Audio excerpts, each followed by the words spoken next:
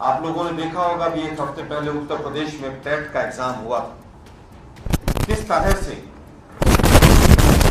भेड़ बकरियों की तरह युवा साथी रेलवे में और प्लेटफॉर्म पर और ट्रेनों में दिखे थे, उसके बाद भी अगर मोदी साहब इवेंट मैनेजमेंट करने की हिम्मत रखते हैं तो गुजरात के नवयुवक इस चुटनी में उनको मुंहतोड़ जवाब देंगे।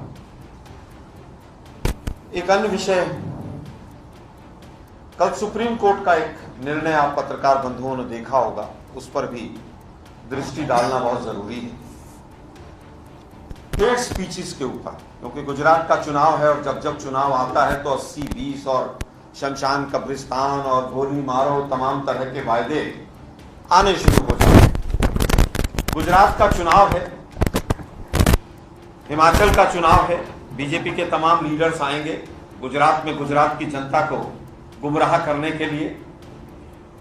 ये सुप्रीम कोर्ट का कल का निर्णय है हेट स्पीच के ऊपर। पहले एडीआर की रिपोर्ट आई कि हेट स्पीच 600% बीजेपी की सरकार आने के बाद बढ़ गई, क्योंकि यही हेट स्पीच जो है इनका मूल मंत्र है। चुनाव जीतने का मूल हथियार ही इनका हेट स्पीच है।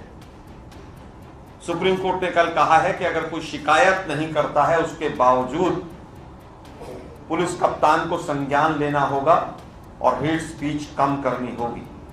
देश का सर्वोच्च न्यायालय कह रहा है कि हम 21वीं सदी में, जहां साइंटिफिक टेम्परामेंट और चांद पर जाने की बात होनी चाहिए, हमें हेट स्पीच पर निर्णय देने पड़ रहे हैं।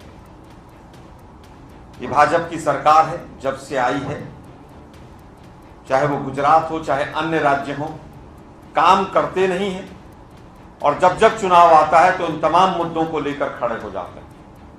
किस तरह से समाज में विभाजन किया जाए, जाति के आधार पर, धर्म के आधार पर, गरीब और अमीर के आधार पर। और कल तो गुजरात की इस पावन भूमि बापू की और सरदार पटेल की भूमि पर गजब ही हो गया था।